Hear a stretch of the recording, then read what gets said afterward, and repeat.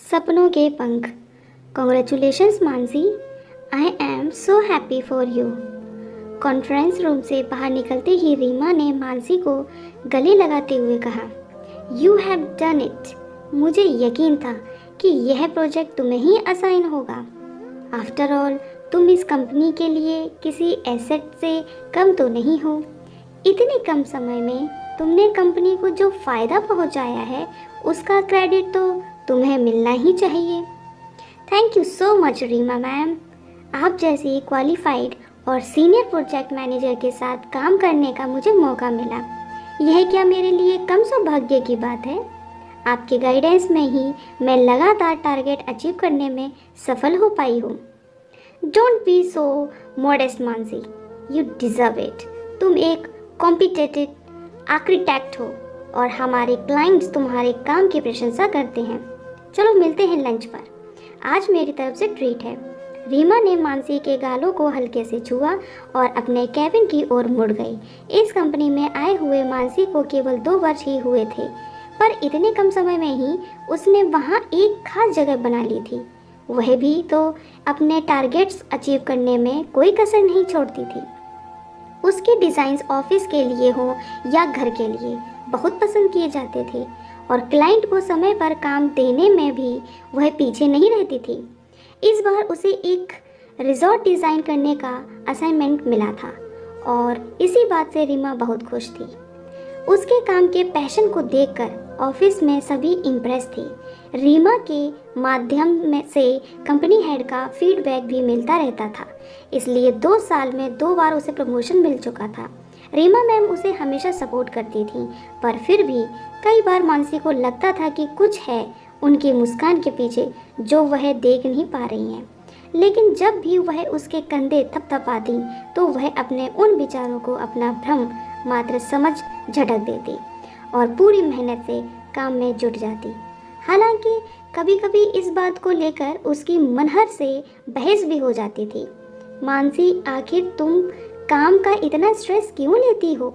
Late nights, घर पर भी काम लाना और हर समय काम के बारे में सोचना। कोई बहुत पुरानी एम्प्लॉय हो नहीं कंपनी की जो सीनियर वहाँ बैठे हैं और कहीं उन्हें तुम्हारा इस तरह इतनी जल्दी आगे बढ़ जाना खटकने न लगे। ऐसी कंपनियां अक्सर तुम जैसे मेहनती और निष्ठावान लोगों को यूज़ करने में भी हिचकिचाती नहीं हैं। तुम बहुत कुछ कर सकती हो और अच्छा काम करके दिखा भी रही हो। यह बात अक्सर किसी इंसान के अगेंस्ट भी चली जाती है। बॉस कभी नहीं चाहता कि उसका जूनियर उससे बेहतर हो। यह ह्यूमन साइकोलॉजी है। बस यही समझाने की कोशिश कर रहा हूँ। कैसी बातें कर रहे हो मनहर? काम करूँगी तभी तो प्रोग्रेस करूँगी और हमारी कंपनी में नए लोगों को भी आगे बढ़ने के पूरे अवसर मिलते हैं। मेरी बॉस रीमा बहुत सपोर्टिव है, सो जस्ट रिलैक्स। मानसी की बात सुन मनहर मुस्कुराते हुए बोला, रिलैक्स तो तब करूँगा ना जब तुम मुझे अपना कीमती समय दोगी। शादी हुए 1.5 साल हो गए हैं, लेकिन मैडम ने कभी हमें प्रॉपर टाइम दिया ही नहीं। तो असल बात यह है जनाब, प्यार से मानसी ने मनहर के गालों को सहलाते हुए कहा, बोलो कितना टाइम चाहिए तुम्हें? कहो तो जॉब छोड़ दूँ, आपके लिए तो कुछ भी कुर्बान कर सकती हूँ। यह कहते कहते मानसी उसकी बाहों में झूल गई। रियली? अपना कैरियर भी? डोंट बी फनी मानसी, तुम एक स्मार्ट करियर वूमन हो और साथ में इतनी टैलेंटेड भी। केवल पत्नी बनाकर तुम्हें घर बैठाने की बेवकूफ़ी तो मैं कभी नहीं कर सकता। तुम्हारी सारी एजुकेशन चूल्हे में झोंक दूँ क्या? ऐसा टिपिकल और दकियानुसी पति समझा हुआ है तुमने मुझे। यू नो, मैं तो आज का इंटेलिजेंट और अंडरस्टैंडिंग हस्बैंड हूँ, मनहर ने मानसी को चूमते हुए कहा। उसकी आंखों में शरारत थी और ओठों पर मुस्कान।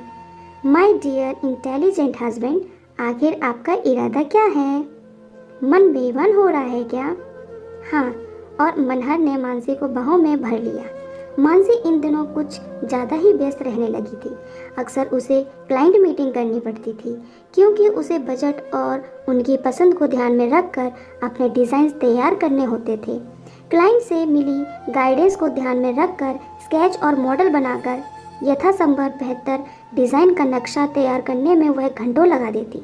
मनहर उसे लंबे समय तक कंप्यूटर पर बैठे देखता रहता, पर उसके डेडिकेशन को देख चुप ही रहता। वह जानता था कि यह उसके लिए काफ़ी चैलेंजिंग प्रोजेक्ट है। उसके डिज़ाइंस लगभग तैयार हो गए थे। रीमा ने उन्हें अप्रूव कर दिया था, बस क्लाइंट से अप्रूवल लेना था। इधर मानसी कुछ दिनों से बहुत थकावट महसूस कर रही थी। उसे लगा कि काम के दबाव की वजह से ऐसा होगा। कभी कभी उसे वॉमिटिंग भी हो जाती थी। उसे लगा कि मौसम का असर होगा, इसलिए जब उसने रीमा से 1-2 दिन की छुट्टी लेने की बात की तो वह थोड़ा नाराज हो गई। This is no time to take leave Mansi, यह प्रोजेक्ट जल्दी कंप्लीट करना है हमें। क्लाइंट से अप्रूवल मिल जाएगा तो वह काम शुरू कर सकता है, और फिर दूसरे शहरों में भी रिजॉर्ट बनाने का कॉन्ट्रैक्ट भी हमें ही मिलेगा, उसने कहा। रीमा का व्यवहार मानसी के लिए अप्रत्याशित। ठीक है कि रीमा बहुत प्रोफेशनल है, पर क्या मानसी को छुट्टी लेने का भी अधिकार नहीं है? वह भी जब वह पूरी तरह से अपने काम के प्रति समर्पित है। मनहर शायद ठीक ही कहता है, उसे कहीं मैनिपुलेट तो नहीं किया जा रहा। उसके डिज़ाइंस को क्लाइंट ने जब बहुत पसंद किया तो उसे कंपनी हेड ने पार्टी दी। उसे तब महसूस हुआ कि रीमा उससे कुछ कटी कटी सी रहने लगी है। सबका उसकी तारीफ करना उसे अखर रहा था। मानसी, इस कामयाबी से तुम्हारे काम पर फर्क नहीं पड़ना चाहिए। प्रोफेशनल लाइफ में उतार चढ़ाव बहुत जल्दी आते हैं। Anyway, congrats for your achievement. Mansi खुश थी और मनहर भी। कंपनी हेड ने उसे अपनी ओर से 1 सप्ताह की छुट्टी दे दी तो रीमा को बुरा लगा। उसने तपाक से कह भी दिया, सर, एक और प्रोजेक्ट आ रहा है। We need her for that. We can wait for a week. Company head का सपाट जवाब आया। रीमा ने एक झूठी मुस्कान उसकी ओर फेंकी थी। न जाने क्यों तब मानसी के मन ने उससे कहा कि वह जिसे भ्रम मान रही है उसकी सच्चाई की परतें थोड़ी थोड़ी उतरने लगी हैं, और इससे पहले कि सब साफ नजर आने लगे उसे कुछ सोचना ही होगा, कुछ ऐसा जो उसके सपनों के पंखों को कुतर न सके। 6 महीने बाद उसे एहसास हुआ कि वह माँ बनने वाली है, तो उसकी और मनहर की खुशी का ठिकाना न रहा। तुम्हें बेबी प्लान करके करना चाहिए था मानसी डियर। रीमा के स्वर में थोड़ी झुंझलाहट थी। You are an educated woman. इस समय तुम्हारा करियर तुम्हें बहुत आगे ले जा सकता है। प्रेगनेंसी, बेबी, फिर बेबी संभालने के लिए बहुत सारी leave. No no, you will finish Mansi, do something. देखो, मेरी शादी को 10 साल हो गए हैं पर बेबी के बारे में नहीं सोचा। This is the time to grow. यह मैं जानती हूँ। Why don't you avoid this child? Just concentrate on your career right now. Reema के शब्द तीर की तरह लगे मानसी को। आखिर कैसे कह सकती है वह ऐसे? वह भी तो एक औरत है। करियर ओरिएंटेड होने का अर्थ यह तो नहीं कि माँ बनने का सुख खुद से छीन ले। और प्रेगनेंसी या उसके बाद बेबी कैसे तरक्की की राह में आड़े आ सकता है, और वह भी तब जब मनहर जैसा सपोर्टिव हस्बैंड हो। बस सही तरह से मैनेजमेंट और बैलेंस करने की ज़रूरत होती है, और उसे यकीन है कि वह ऐसा कर सकती है। उसे यकीन है कि मनहर हर तरह से उसका साथ देगा। नहीं, वह बच्चे को अवॉइड कभी नहीं करेगी। उसके शरीर में जैसे जैसे बदलाव आ रहे थे वैसे वैसे रीमा के व्यवहार में बदलाव आ रहा था। वह जैसे उसके हाथ से काम खींचने लगी थी।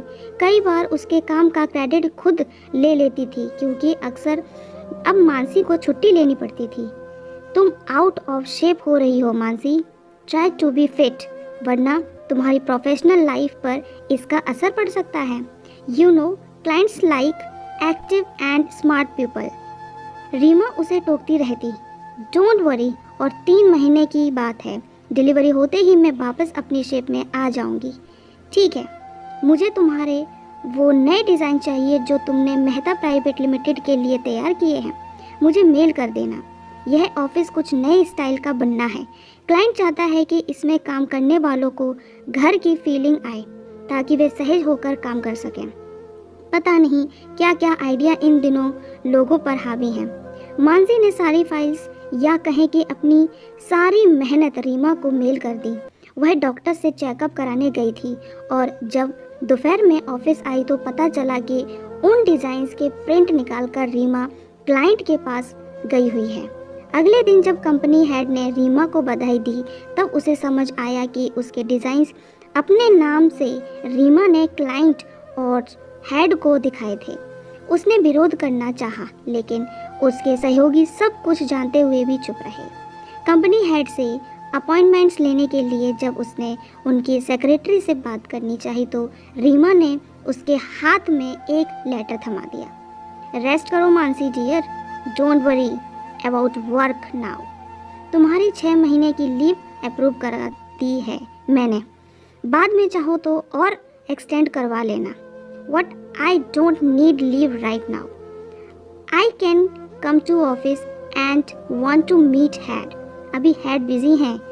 Don't stress yourself dear. I will manage everything. वैसे भी तुम्हारे आने से पहले मैं ही सब मैनेज करती थी। मानसी को लगा कि कुछ कहना बेकार है। उसने सारी फाइल्स कंपनी हेड को मेल कर दी। शाम को जब वह निकलने लगी तो देखा उसकी कार का टायर पंचर है। Oh dear, don't worry, come I will drop you. वैसे भी न जाने फिर कब तुमसे मिलना हो। रीमा ने जैसे कटाक्ष किया, मानो माँ बनने का फैसला कर मानसी ने कोई बहुत बड़ा अपराध कर दिया हो। उसने बहुत प्यार से अपने पेट पर हाथ फेरा, मानो आने वाले शिशु से कह रही हो कि तुम मेरे लिए बहुत इम्पोर्टेंट हो। रीमा मैम, यहाँ से राइट नहीं लेफ्ट ले लीजिए। रास्ते में मानसी ने कार चलाती रीमा को टोका, लेकिन तुम्हारा घर तो राइट जाकर आता है ना, कहीं और जाना है क्या? जी, आपको कुछ दिखाना है। कार जब एक ऑफिस के आगे जाकर रुकी तो रीमा हैरान रह गई। बाहर बोर्ड पर लिखा था Mansi designs and architect company. यह क्या है? रीमा हैरान थी और उसके चेहरे पर जलन के भाव भी थे। लग रहा था कि जैसे उसे करारी मात मिली है। वह खुद को हारा हुआ महसूस कर रही थी। मेरी कंपनी मैम, पिछले कुछ महीनों से मनहर के साथ मिलकर मैं इस कंपनी को बना रही थी। समझ लीजिए, यह मेरा सपना है।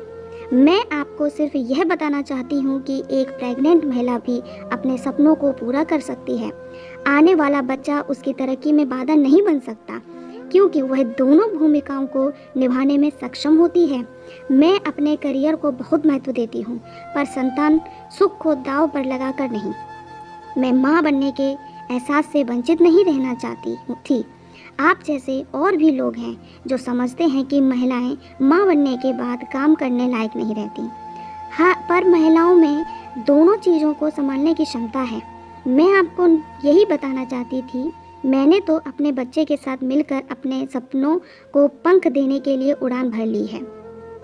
एनीवे, आप अपना कैसा चाहती हैं यह आपका आउटलुक है, पर हो सके तो किसी प्रेग्नेंट महिला की भावनाओं को हर्ट मत कीजिएगा। मैं यहाँ से टैक्सी ले लूँगी। मैंने कंपनी हेड को अपना रेजिग्नेशन लेटर मेल कर दिया है। Good night Reema ma'am. और हाँ, बेबी के जन्म की खबर भेजूँगी आपको।